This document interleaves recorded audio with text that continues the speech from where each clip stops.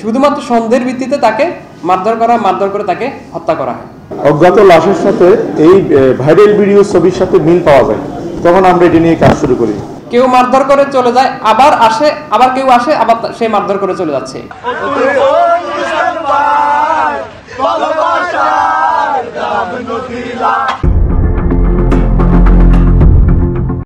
চট্টগ্রামে খুঁটির সঙ্গে বেঁধে সংঘবদ্ধ একটি দল গান গাইতে গাইতে এক যুবককে পিটিয়ে মারার ঘটনায় ৩ জনকে গ্রেপ্তার করেছে পুলিশ। মঙ্গলবার রাতে পৃথক অভিযান চালিয়ে তাদের গ্রেপ্তার করা হয় বলে জানান চট্টগ্রাম মেট্রোপলিটন পুলিশের অতিরিক্ত উপকমিশনার কাজী মোহাম্মদ তারেক আজিজ। এবং গোপন সংবাদের ভিত্তিতে পুলিশ সম্প্রতি সামাজিক যোগাযোগ মাধ্যমে ছড়িয়ে পড়া ২০ সেকেন্ডের ভিডিওতে দেখা যায় গান গাইতে গাইতে খুঁটির সঙ্গে বেঁধে রাখা এক যুবককে পিটিয়ে মারছে বেশ কিছু যুবক।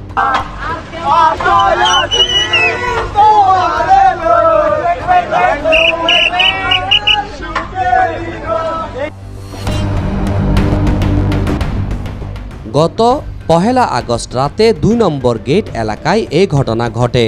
দুদিন আগে ভিডিও দেখে বিষয়টি জানতে পেরে তদন্ত শুরু করে পুলিশ। মারধরে মৃত্যুবরণকারী যুবকের নাম মোহাম্মদ শাহাদাত হোসেন। তিনি নোয়াখালীর সোনাইমুড়ি থানাধীন ৫ বাড়িয়া ইউনিয়নের নদনা গ্রামের বাসিন্দা।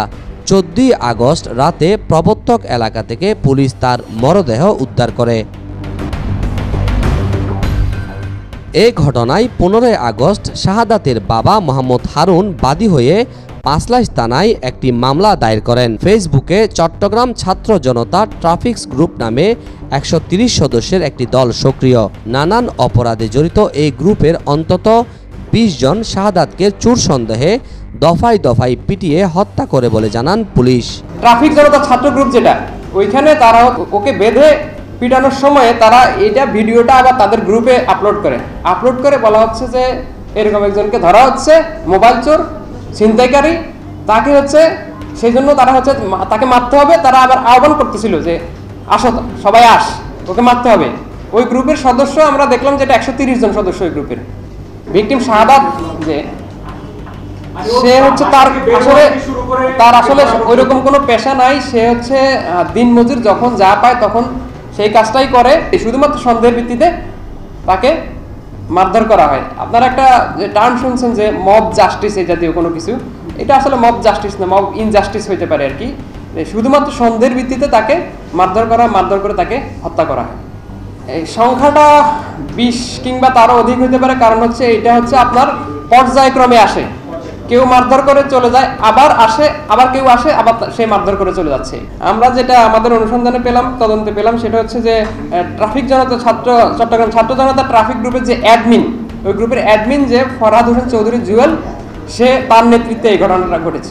যখন এই ভিডিওটা ভাইরাল হয় তখন অজ্ঞাত লাশের সাথে এই ভাইরাল ভিডিও ছবির সাথে মিল পাওয়া যায়, তখন আমরা এটি নিয়ে কাজ শুরু করি। কাজ শুরু করতে গিয়ে আমরা আরও ছোটোখাটো কিছু ভিডিও পাই।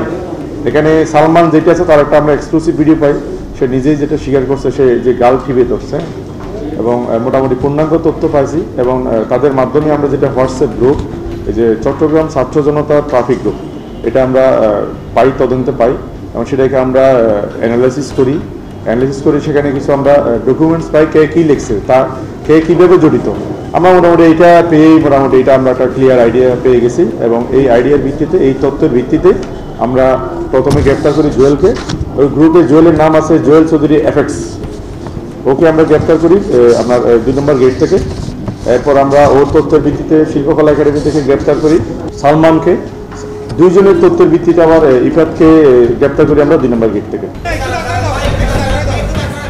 Desk report, media express, Chittagong.